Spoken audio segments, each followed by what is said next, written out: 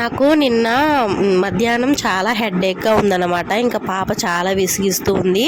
సరే కొంచెం సేపు ఫోన్ ఇచ్చి కొంచెం రిలాక్స్ అవుదాం అనుకుంటే తను రీల్స్ చూస్తుందన్నమాట. సౌండ్ తగ్గించేసే ఇచ్చాను. ఇంకా అందులో రాగితో అంటే రాగి పిండి రొట్టె అన్నమాట వచ్చింది.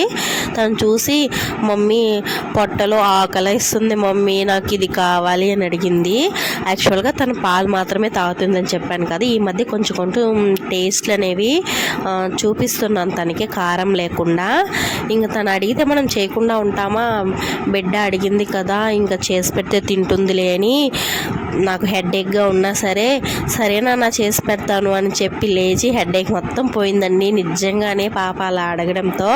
సరే తింటుంది కదా అని మా ఇంటి దగ్గరే మునగ చెట్టు ఉందన్నమాట, వెళ్ళి మునగాకు తీసుకొచ్చాను. ఇంకా పచ్చిమిరపకాయలు కూడా మా ఇంట్లోనే ఉన్నాయి. అలా ఇంట్లోనే వేసుకుంటే మన ఇంట్లో ఉన్న వాటితో చేసుకుంటే చాలా సంతృప్తిగా ఉంటుంది.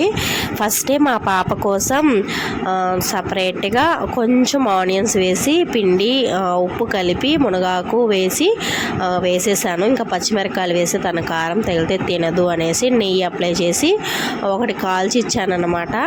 తింటుందేమోనని ఎంత ఆత్రంగా ఎదురు చూశాను కానీ తినలేదండి. ఇదేంటి ఇలా ఉంది, నాకు వద్దు అనేసింది. అలాగే పచ్చిగా ఇస్తే మాత్రం తినిందండి, తను కాల్చితే మాత్రం తినలేదు. ఇంకా పచ్చిదే తింటే కడుపు నొప్పి వస్తుందని నేను కూడా ఇవ్వలేదు, అదే కావాలని మారం చేసింది. ఇంకా తినలేదులే అనేసి ఇంకా నా కోసం అయితే ఒక 4 వేసుకున్నాను. మనం 4 తింటామా ఏంటి, ఆత్రం అంతే, తినం. 2 తిన్నానా, 2 అలాగే ఇంకా రేపు తిందాంలే అనుకున్నాను.